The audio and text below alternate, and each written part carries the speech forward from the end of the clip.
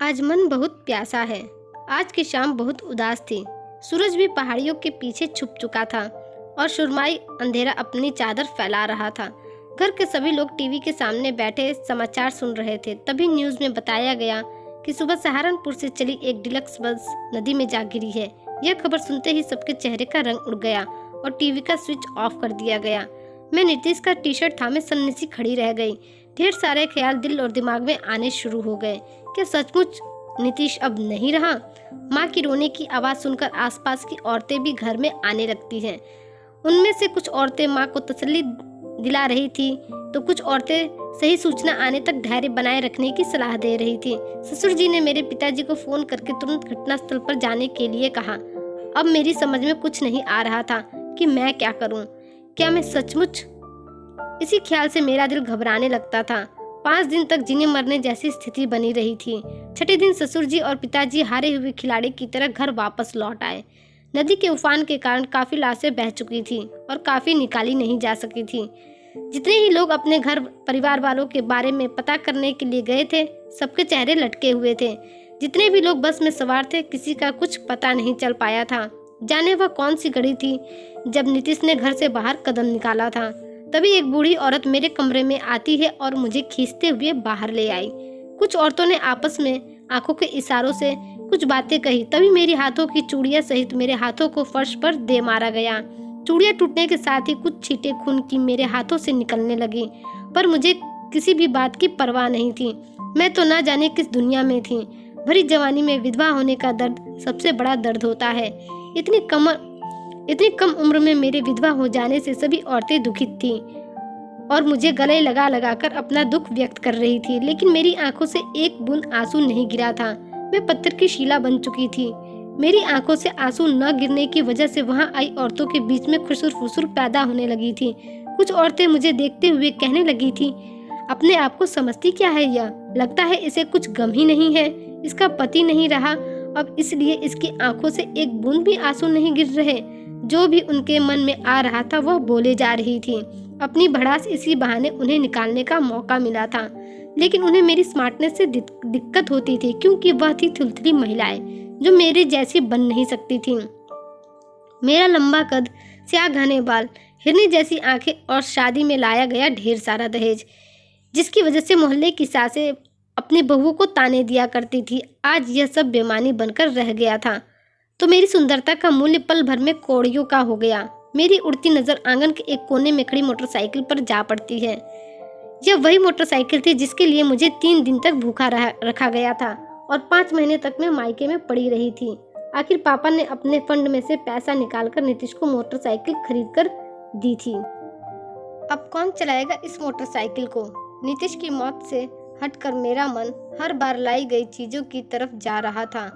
अभी 3 साल ही तो हुए थे हमारी शादी को और हमारा बेटा आदि अभी साल भर का है। पिताजी ने खुद पर कर्जा लेकर अपनी बेटी का घर भर दिया था। क्या मैं उस आदमी के लिए रोऊं जो हर वक्त कुछ न कुछ मांगता ही रहता था और हर चौथे दिन रुई की तरह मुझे धुन दिया करता था? तभी औरतों की खींचातानी से आदि रोने लगा। मैं उसे औरतों की भीड़ से निकालकर कमरे में ले गई। औरतों का आना जाना कई दिनों तक चलता रहा। कुछ मुझे कुलक्षणी समझकर मुझे घूरते हुए एक दूसरे से बतियाती हुई आंसू बहाती, तो कुछ मेरे न रोने धोने के कारण किसी रहस्य को सूखने की कोशिश करती। पर मुझे उनकी अब कोई परवाह नहीं थी। सासू माँ जो हमेशा शेरनी की तरह दहाड़ती रहती थी, अब भीगी बिल्ली से घर में आंसू बहाती। मेरी ननद ऋतु और उसके पति राजेश भी आ गए। ऋतु मेरे कमरे के चक्कर काटने लगती है और एक एक करके मेरी कीमती चीजों के दाम पूछती है। राजेश की नजर मेरी मोटरसाइकिल पर थी। ऋतु को अब वापस जाना था। राजेश ने खिसियानी सी हंसते हुए कहा, भाभी अब यह मोटरसाइकिल का यहाँ क्या काम? आप कहो तो मैं इसे ले जाऊं? बस में आते जाते मैं अब तंग आ चुका हूँ। रोज देर हो जाती है, बॉस की डांट खानी पड़ती है, फिर मोटरसाइकिल पर बैठकर ट्रायल लेने लगता है। ऋतु भी पीछे नहीं रहती है। भाभी इस मेकअप बॉक्स का अब आप क्या करेंगी? आपके लिए तो यह अब बेकार हो गया है, मैं रख लेती हूँ उसे। कितने सारे परफ्यूम है आपके पास, इतनी अच्छी और महंगी चीजें कहाँ से लाई आप? आपके पापा क्या भी जवाब नहीं, हर कीमती चीज दी है आपको। क्या संबंध स्वार्थ की कागजी नींव पर टिके होते हैं? यह सोचते हुए संबंधों पर से मेरी आस्था हटने लगी। यह वही ऋतु है जो बार बार बेहोश होकर गिर रही थी जब उसे अपने भाई की मौत की खबर सुनी थी, और भाई की मौत को अभी 3 दिन भी नहीं हुए थे उसने अपना रंग दिखाना शुरू कर दिया। ऋतु और राजेश की नजर तो मेरे महंगे मोबाइल पर थी, क्योंकि ससुर जी ने यह कह दिया था कि मोटरसाइकिल अभी रहने दो, बाद में देखेंगे क्या करना है इसका। रितु ने एक बार झिझकते हुए कहा, भाभी आपके पास तो 2 मोबाइल है, वाओ कितने खूबसूरत हैं। मैंने रितु की बात का जब कोई जवाब नहीं दिया तो वह बोली, मैं तो ऐसे ही कह रही थी। रितु और राजेश के जाने के बाद घर में गहरा सन्नाटा छा गया। सासू माँ और ससुर जी दोनों को इस बात का डर सता रहा था कि कहीं मैं भी उन्हें अकेला छोड़कर न चली जाऊं। पर अब मैं कहाँ जाती, जबकि पापा ने मुझे साथ चलने के लिए कहा था, पर मैंने मना कर दिया था। ससुर जी का दुलार तो मुझे पहले ही मिलता था, पर माँ और नीतीश के सामने उनकी एक ना चलती थी। पर सब कुछ अब बदल चुका था। थोड़ी भाग दौड़ के बाद मुझे नीतीश की जगह नौकरी भी मिल गई। रसोई घर जहाँ मैं दिन भर काम करती थी अब माँ ने संभाल लिया था। जब भी मैं नौकरी पर आती जाती तो मुझे लगता कि कई आंखें मुझे घूर रही है। दरअसल वे औरतें जिन्हें मुझे लेकर निंदा करने का सुख मिलता था अब अजीब नजरों से मुझे देखा करती थी। एक नई नवेली विधवा का रोज रोज नई पोशाकें पहनकर दफ्तर जाना, यह बात उनके गले से उतर नहीं रही थी। सासू माँ ने भी मोहल्ले की चौपाल पर बैठना लगभग बंद कर दिया था, तो पड़ोसियों का आना जाना भी कम हो गया था। मेरी नौकरी ने जैसे मुझे नया जीवन दे दिया था। ऐसा लगता था जैसे रेगिस्तान में बरसाती बादल उमड़ने घुमड़ने लगे हों।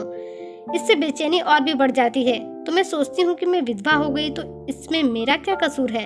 दहेज में मिली कई कीमती साड़ियों की तह अभी तक खुली भी नहीं थी।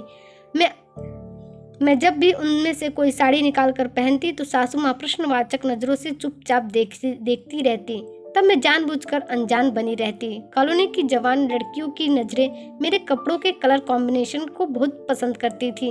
वे प्रशंसनीय नजरों से मुझे देखती, पर मैं इन सबसे तटस्थ रहती। दफ्तर में मुझे सबसे ज्यादा आकर्षित करता था शेखर। वह मेरे काम में मेरी मदद कर दिया करता था।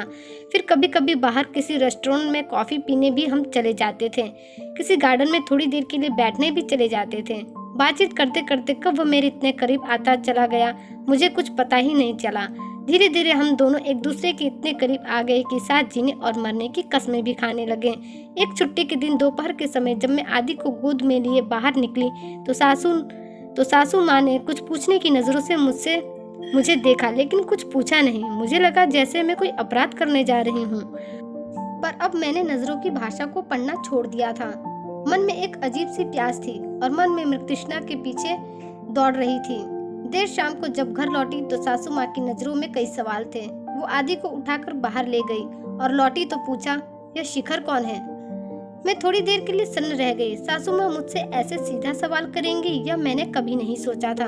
मगर जल्दी ही मैंने खुद को संभाला और कहा, शिखर मेरे साथ दफ्तर में काम करता है, आज मॉल में मिल गया था। सासू माँ ने हुंकार भरा और अपने कमरे में चली गई।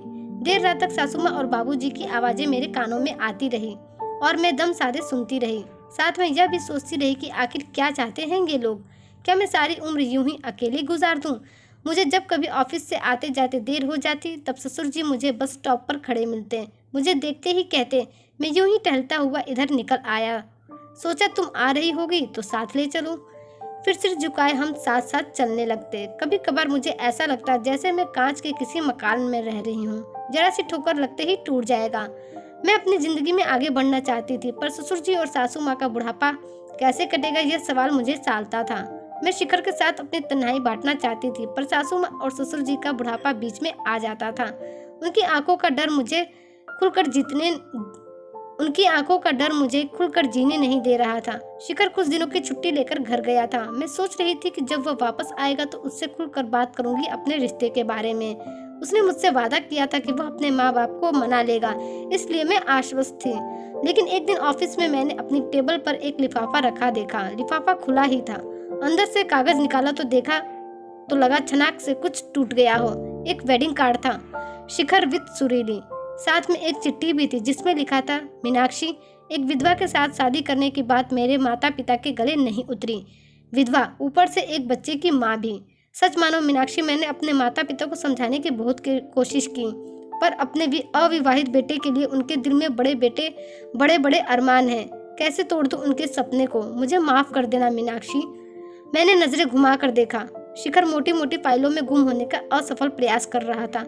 मैंने खत सहित वेडिंग कार्ड के टुकड़े कर डस्टबिन में डाल दिए तो उसने घूरकर मुझे देखा। मुझे रोना नहीं आया, रोना मेरी आदत नहीं। मैं तेजी से कंप्यूटर पर टाइप करती रही और मैंने चपरासी को पंखा तेज करने को कहा, क्योंकि मन की तपिश और बढ़ गई थी। शाम को जब ऑफिस से निकली तो खुली हवा के झोंके मन को सहलाने लगे। मेरे कदम अपने आप ही ऑप्टिकल स्टोर की ओर बढ़ गए। ससुर जी के लिए नया चश्मा बनवाकर जब निकली तो याद आया कि सासू माँ कई दिनों से साड़ी लेने के लिए कह रही थी। एक ही पल में दुनिया बदल चुकी थी। ससुर जी महीने भर से नया चश्मा बनवाने के लिए कह रहे थे, पर मैं शिखर के साथ इतनी व्यस्त थी कि उस ओर मेरा ध्यान ही नहीं जा रहा था। उन्हें अखबार और किताबें पढ़ने में कितनी परेशानी हो रही थी, आज याद आया तो मन में अपराध बोध सा जगने लगा था। लगता है ससुर जी को शिखर के विवाह की बात पता चल गई थी। वे बस स्टॉप पर नहीं आए। अगली सुबह देखा तो वे मोटरसाइकिल साफ कर रहे थे। मुझे लगा इसे बेचने की तैयारी हो रही है।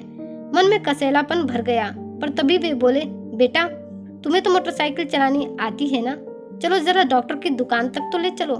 बसों में आने जाने में दिक्कत होती है। मैं हैरानी से उन्हें देखती रह गई और फिर उनके सीने से जा लगी।